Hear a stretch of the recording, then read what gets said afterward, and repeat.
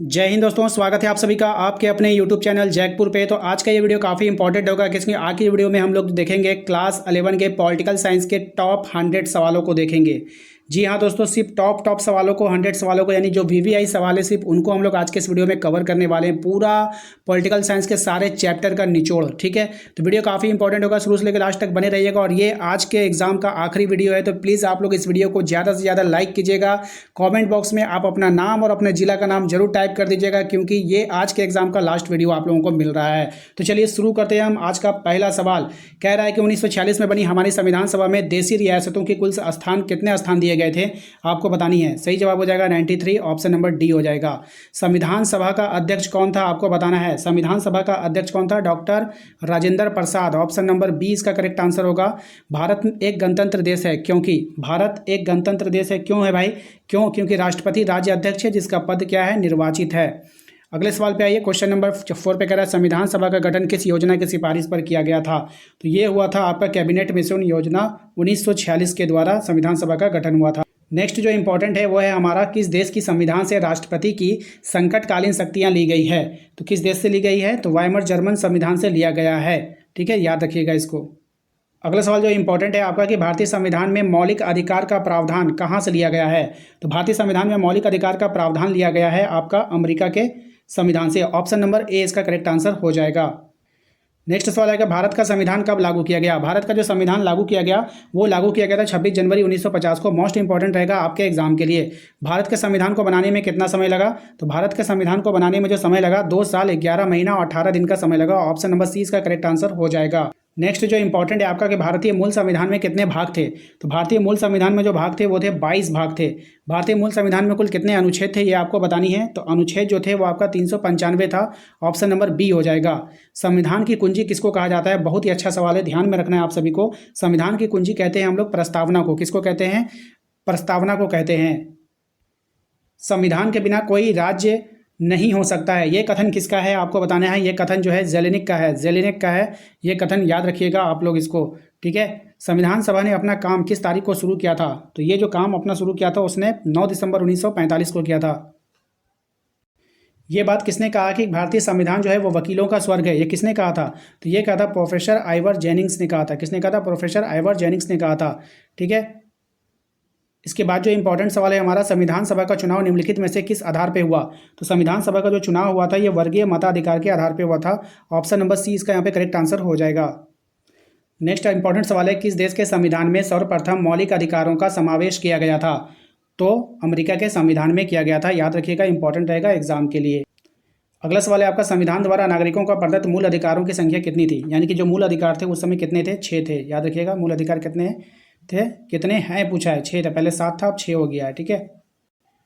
और संपत्ति का अधिकार को अब क्या मान लिया गया है, तो संपत्ति का जो अधिकार है आपका वो अब कानूनी अधिकार है। संपत्ति का अधिकार क्या है, कानूनी अधिकार है, याद रखिएगा, इंपॉर्टेंट रहेगा एग्जाम के लिए। भारतीय संविधान के किस अनुच्छेद में नीति निर्देशक तत्व का वर्णन किया गया है। तो नीति निर्देशक तत्व का वर्णन 36 से 51 तक में किया गया है, इंपॉर्टेंट रहेगा एग्जाम के लिए, ध्यान रखना है सभी को। किस वर्ष भारतीय संविधान में धर्मनिरपेक्षता का समावेश किया गया, तो कौन से साल में किया गया था, 1976 में किया गया था, याद रखिएगा। अगले सवाल पे आते हैं, क्वेश्चन नंबर 10 पे कह रहा है राष्ट्रीय मानव अधिकार आयोग का गठन कब किया गया। तो राष्ट्रीय मानव अधिकार आयोग का गठन किया गया 1993 में। संविधान में मौलिक अधिकारों का संरक्षक किसे बनाया गया है, तो मौलिक अधिकारों का जो संरक्षक है वो है आपका न्यायपालिका, ऑप्शन नंबर सी हो जाएगा। अगला सवाल है कि भारतीय संविधान में अनुच्छेद 32 में किस अधिकार का वर्णन है। तो अनुच्छेद 32 में जो वर्णन किया गया संवैधानिक उपचारों के अधिकार का, हो सकता है कि एग्जाम में उल्टा क्वेश्चन पूछे, संवैधानिक उपचारों का अधिकार का वर्णन किस अनुच्छेद में है, तो आपको बोलना है अनुच्छेद 32, ठीक है। आइए अगले सवाल पे आते हैं, क्वेश्चन नंबर आपका 17। इसमें कह रहा है राज्यों के नीति निर्देशक तत्व भारतीय संविधान के किस भाग में उल्लेखीय है। तो ये जो है आपका भारतीय संविधान के भाग 4 में है, याद रखिएगा।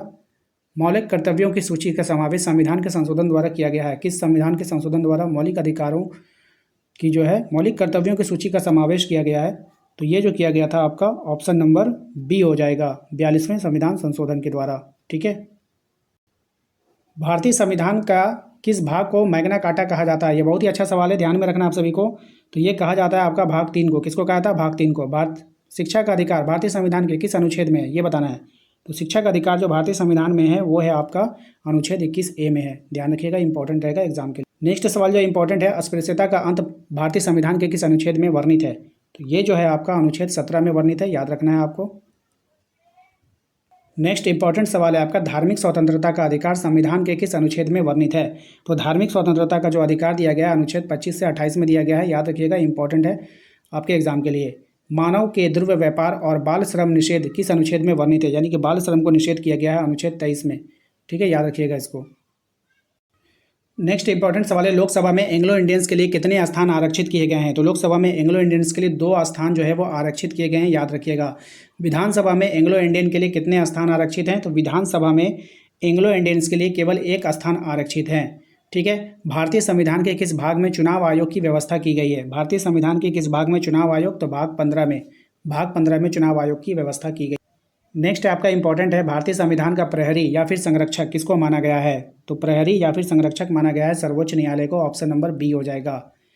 अल्पसंख्यकों के प्रतिनिधित्व किस आधार पर दिया जाता है? तो ये जो दिया जाता है आपको धर्म, संस्कृति और भाषा के आधार पर दिया जाता है। लोकसभा के सांसद बनने की न्यूनतम आयु क्या है? लोकसभा में जो सांसद बनता है उसका जो न्यूनतम आयु 25 वर्ष है, याद रखिएगा।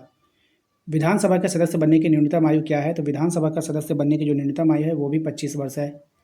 और राज्यसभा और विधानसभा के सदस्य बनने की जो न्यूनतम आयु है वो अगर पूछ ले आपसे तो वो हो जाएगा आपका 30 वर्ष, ठीक है, याद रखिएगा। राष्ट्रपति के चुनाव में भाग लेने वाले उम्मीदवारों की जो न्यूनतम आयु होता है, राष्ट्रपति हमेशा 35 वर्ष में बनता है। ये इमेजिन कीजिए कि राष्ट्रपति जो भी बनता है वो बूढ़ा टाइप का होता है, तो यानी 35 वर्ष के बाद ही बनता है वो, ठीक है। राष्ट्रगान, राष्ट्रध्वज, संविधान का निरादर करने पर कोई व्यक्ति कितने वर्ष तक चुनाव नहीं लड़ सकता है? तो वो नहीं लड़ सकेगा, 6 वर्षों तक चुनाव नहीं लड़ पाएगा, ठीक है। भारत में किस प्रकार की कार्यपालिका है आपको बतानी? तो भारत की जो कार्यपालिका है वो संसदीय कार्यपालिका है। जर्मनी में सरकार का प्रधान कौन होता है? तो जर्मनी में जो सरकार का प्रधान होता है वो चांसलर होता है वहाँ का, ठीक है। संघीय मंत्री परिषद का अध्यक्ष कौन होता है? तो संघीय मंत्री परिषद का अध्यक्ष प्रधानमंत्री होगा। राष्ट्रपति को महाभियोग की प्रक्रिया द्वारा कौन हटा सकता है? तो राष्ट्रपति को हटा सकता है संसद, केवल और केवल संसद हटा सकता है। भारतीय कार्यपालिका का पॉकेट वीटो किसके पास होता है? तो भारतीय कार्यपालिका का पॉकेट वीटो राष्ट्रपति के पास होता है, ठीक है, याद रखिएगा। अगला सवाल है, राष्ट्रपति द्वारा राज्यसभा में कितने सदस्य को मनोनीत किया जाता है? तो ये किया जाता है आपका 12 सदस्यों को। भारतीय सैन्य बल का प्रधान कौन होता है? तो भारतीय सैन्य बल का जो प्रधान होता है वो राष्ट्रपति होता है, ठीक है, तीनों सेनाओं का। आपसे पूछ लिया जाएगा कि राज्यसभा का जो सभापति होता है वो कौन होता है? तो राज्यसभा का जो सभापति होगा वो कौन होगा? उपराष्ट्रपति होगा। ध्यान रखिएगा, एक होता है राष्ट्रपति, एक होता है उपराष्ट्रपति। राष्ट्रपति तीनों सेनाओं का अध्यक्ष है और उपराष्ट्रपति जो है वो राज्यसभा का सभापति है, ठीक है। जो उसका जो कुर्सी पे बैठा रहता है ना, वो उपराष्ट्रपति बैठा रहता है। कहाँ पे? राज्यसभा में। ये आपको याद रखना है। इसके बाद जो इंपॉर्टेंट है आपका कि राष्ट्रपति शासन किस अनुच्छेद के अंतर्गत राज्यों में लागू होता है? तो ये जो लागू होता है ये अनुच्छेद 356 के तहत लागू होता है, ठीक है। राष्ट्रपति पद की न्यूनतम निर्धारित आयु क्या है? तो आप लोग को पता था 35 साल। 35 साल होनी चाहिए आपका, तभी आप राष्ट्रपति बन पाओगे, वरना नहीं बन पाओगे, ठीक है। नेक्स्ट इंपॉर्टेंट है कि भारत देश का औपचारिक प्रधान कौन होता है? तो भारत देश का जो औपचारिक प्रधान होता है वो होता है आपका राष्ट्रपति। ध्यान रखिएगा, इंपॉर्टेंट है आपके एग्जाम के लिए। भारत में राज्य के शासन में केंद्र का प्रतिनिधि किसे कहा गया है? तो भारत के राज्य शासन में केंद्र का प्रतिनिधि होता है आपका राज्यपाल, यानी केंद्र की तरफ से कौन होगा? राज्यों में राज्यपाल होता है।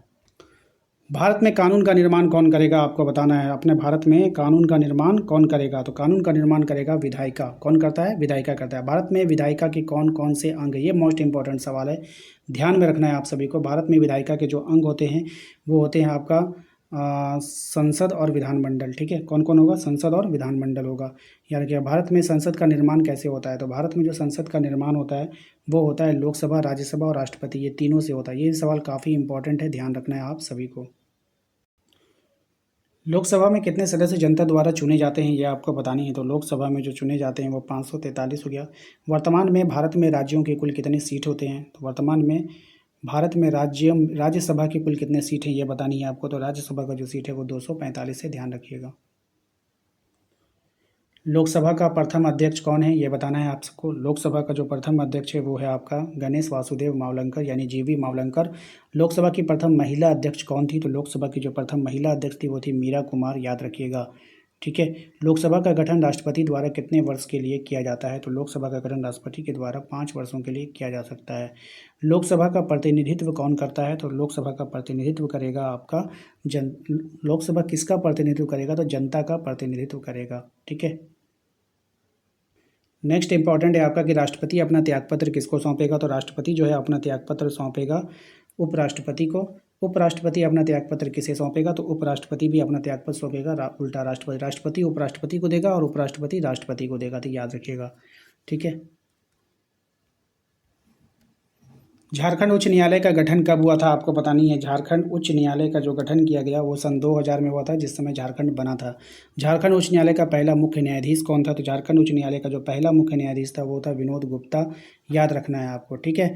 केंद्र और राज्य के बीच उत्पन्न विवाद को कौन हल करता है, तो ये केंद्र और राज्य के बीच उत्पन्न जो विवाद होगा उसको उच्चतम न्यायालय जो है वो हल करेगा, ठीक है। नेक्स्ट जो इंपॉर्टेंट है, विश्व में सर्वप्रथम किस देश में संघात्मक शासन की स्थापना हुई थी, तो ये हुई थी सबसे पहले संयुक्त राज्य अमेरिका में, ठीक है। संविधान के प्रावधान के अनुसार भारत को क्या कहा गया है, तो संविधान के प्रावधान के अनुसार भारत को कहा गया राज्यों का संघ होगा, ठीक है। संघ सूची में कुल कितने विषय दिए गए हैं ये आपको बतानी। संघ सूची में 100 विषय दिए गए हैं। भारतीय संघ व्यवस्था में अवशिष्ट शक्तियाँ किसके पास है, तो ये शक्तियाँ संसद के पास है, याद रखिएगा, ठीक है।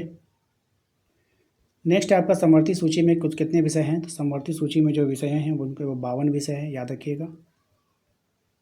उसके बाद है आपका राज्य सूची में कितने विषय हैं ये आपको बतानी है, तो राज्य सूची में जो विषय हैं वो 61 विषय हैं, इसको भी याद रखना इंपॉर्टेंट रहेगा। क्वेश्चन नंबर 12 पे ये भारतीय संविधान में कितनी भाषाओं को 8वीं अनुसूची में रखा गया है, या फिर क्वेश्चन ऐसे पूछेगा कि 8वीं अनुसूची में कितनी भाषाओं को रखा गया है, ठीक है। तो सही जवाब हो जाएगा इसका ऑप्शन नंबर सी, 22 भाषाओं को रखा गया है, ठीक है। आइए नेक्स्ट सवाल है आपका, सरकारिया आयोग संबंधित है। सरकारिया आयोग जो है वो किससे संबंधित है आपको बताना है, तो केंद्र और राज्य से संबंध है। शिक्षा किस सूची के अंतर्गत आता है, तो शिक्षा जो है आपका वो कौन से समवर्ती सूची के अंतर्गत आएगा, ऑप्शन नंबर बी हो जाएगा। किसने कहा कि भारतीय संविधान अर्ध संघात्मक है, ये बात किसने कही थी, तो ये बात कही थी केसी व्हीलर ने, ठीक है, याद रखिएगा, इंपॉर्टेंट रहेगा एग्जाम। इसके बाद जो इंपॉर्टेंट है वो है आपका पंचायती राज विषय है। पंचायती राज किसका विषय है आपको बतानी है। पंचायती राज जो है वो राज्य सूची का विषय है। भूमि सुधार की सूची के अंतर्गत आता है। अब ये जो भूमि सुधार है वो राज्य सूची के अंतर्गत आएगा, याद रखना है आप सभी को। केंद्र राज्य संबंध में विवाद का एक कारण रहा है, क्या रहा है आपका विवाद का कारण, तो वो रहा है राज्यपाल का पद, ठीक है। रेलवे भारत के संविधान के किस सूची के अंतर्गत आता है, देखिए रेलवे जो होता है वो सेंट्रल का होता है ना, तो ये आएगा हमेशा केंद्र सूची के अंतर्गत आएगा, ठीक है, याद रखना है आप सभी को। नेक्स्ट इंपॉर्टेंट है कि बलवंत राय मेहता समिति का जो संबंध है वो किससे है आपका, तो पंचायती राज से है, याद रखिएगा। स्थानीय शासन किसे कहते हैं, स्थानीय शासन गांव जिला स्तर के शासन को हम लोग क्या बोलते हैं, स्थानीय शासन बोलते हैं, याद रखना है आप सभी। नेक्स्ट इंपॉर्टेंट है आपका कि पंचायती राज्य का जो कार्यकाल होता है वो कितने वर्षों का होता है, तो पंचायती राज्य का जो कार्यकाल होता है वो 5 वर्षों के लिए होता है। पंचायती चुनाव में महिलाओं को कम से कम कितने प्रतिशत सीटें जो है वो आरक्षित की गई है, तो वो किया गया आपका 33%, ऑप्शन नंबर ए हो जाएगा। 73वां संविधान संशोधन जो है वो संबंधित है, किससे संबंधित है आपको बताना है, तो ये पंचायती राज्य से संबंधित है, ठीक है। स्थानीय स्वशासन को किसने ग्राम स्वराज का नाम दिया, स्थानीय स्वशासन को ग्राम स्वराज का नाम दिया था किसने, तो महात्मा गांधी ने दिया था। नेक्स्ट इंपॉर्टेंट सवाल है कि भारत में पहली बार पंचायती राज कब लागू किया गया, तो भारत में पहली बार पंचायती राज लागू किया गया था, वो लागू किया गया 1959 में, कहाँ पे, राजस्थान में, ठीक है।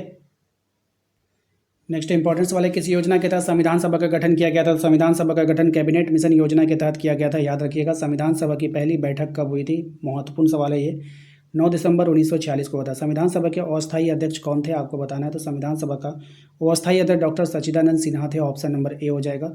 संविधान सभा के अस्थायी अध्यक्ष कौन थे, वो तो अस्थायी हो गया, अस्थायी में कौन था आपको ये बताना है, तो ये हो जाएगा आपका राजेंद्र प्रसाद, ठीक है। आइए, संविधान सभा का संवैधानिक सलाहकार कौन था, संविधान सभा का जो संवैधानिक सलाहकार था वो था BN Rao, option number B C हो जाएगा। संविधान सभा के सामने उद्देश्य प्रस्ताव किसने प्रस्तुत किया था, तो ये किया था प्रस्तुत जवाहरलाल नेहरू ने प्रस्ताव को प्रस्तुत किया था। जवाहरलाल नेहरू ने संविधान सभा के सामने उद्देश्य प्रस्ताव, ये नहीं आ गया, इंपॉर्टेंट नहीं है, ठीक है, छोड़ दीजिए इसको। संविधान सभा के प्रारूप समिति के अध्यक्ष, ये इंपॉर्टेंट है, इसको देख लीजिए। क्वेश्चन नंबर 9 इसका आंसर कीजिए, ये थे भीमराव अंबेडकर, मोस्ट इंपॉर्टेंट सवाल है ये एग्जाम के लिए। इसके बाद आपसे पूछा है कि भारत का जो संविधान है वो कब बनकर तैयार हुआ था, तो भारत का संविधान बनकर तैयार हो गया था आपका 26 नवंबर 1949 को, ठीक है, याद रखना है आप सबको। तो बहुत ही इंपॉर्टेंट सवाल है। भारत का संविधान कब लागू हुआ ये आपको बताना है क्वेश्चन नंबर 12 में। तो भारत का संविधान लागू हुआ 26 जनवरी 1950 को। भारतीय संविधान कैसा है, भारत का संविधान है ना वो लचीला भी है और कठोर भी है, तो याद रखिएगा। चलिए अगला सवाल पे आते हैं। अगला सवाल है आपका कि रिपब्लिक नामक पुस्तक का लेखक कौन है, तो रिपब्लिक नामक पुस्तक का लेखक है आपका प्लेटो, ठीक है। प्लेटो के गुरु कौन था, अब ये जो प्लेटो था इसका गुरु का नाम था बॉन्डन, क्या था, नहीं बॉन्डन नहीं था, अरस्तु था। प्लेटो का गुरु कौन था, अरस्तु था, याद रखिएगा।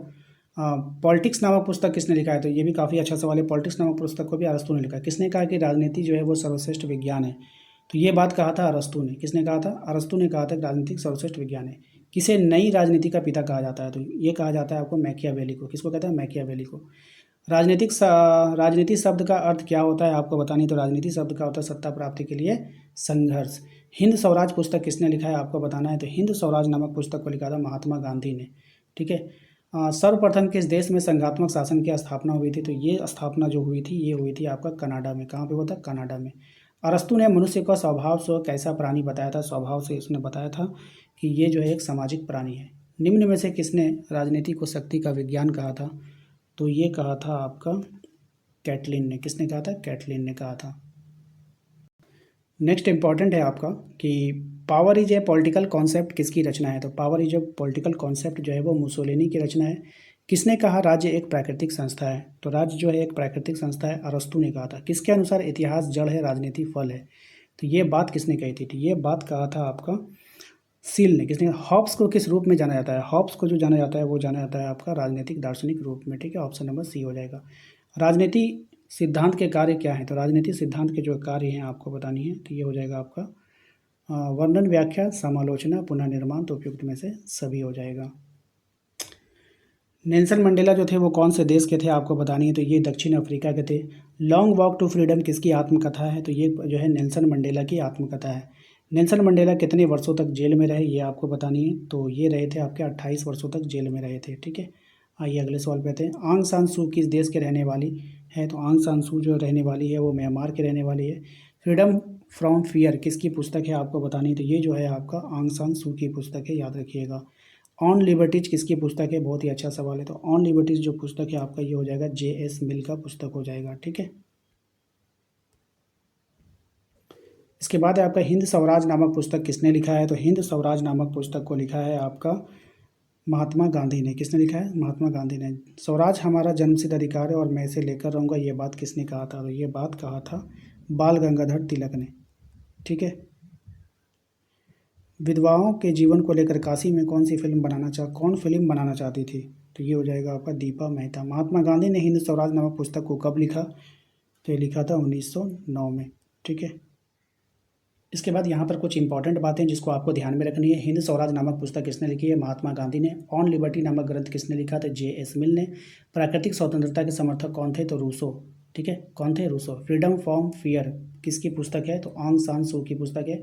आंग सान सू किस देश की नेता है? तो वो म्यांमार के नेता है। नेल्सन मंडेला की आत्मकथा का क्या नाम था? Long walk to freedom. याद रखिएगा क्या है? Long walk to freedom. Nelson Mandela किस देश के राष्ट्रपति बने थे? तो दक्षिण अफ्रीका। लिबर्टी शब्द की उत्पत्ति किस भाषा से हुई है? तो लैटिन भाषा से हुई थी, याद रखिएगा। ये सब इंपॉर्टेंट सवाल है। इसके बाद जो इंपॉर्टेंट है आपका नागरिकता शब्द की उत्पत्ति सबसे पहले किस देश में हुई थी? तो ये हुआ था आपका प्राचीन यूनान में। सबसे पहले किसने कहा कि नागरिकों के मिलने से राज्य बन जाता है? तो ये कहा था अरस्तु ने। किसने कहा था? अरस्तु ने कहा था। ठीक है, एक पुस्तक है आपका सिटीजनशिप एंड सोशल क्लास नामक पुस्तक की रचना किसने किया था? तो सिटीजनशिप एंड सोशल नामक पुस्तक की जो रचना किया था वो किसने किया था? इसको किया था T.H. मार्शल ने किया था। नागरिक अधिकार हिफाजत करता है क्या? व्यक्ति के जीवन का, व्यक्ति की आज़ादी का, संपत्ति का। तो उपरोक्त में से सभी हो जाएगा। ठीक है, भारत में नागरिकता अधिनियम कब पारित किया गया? तो भारत में नागरिकता अधिनियम पारित किया गया 1955 में।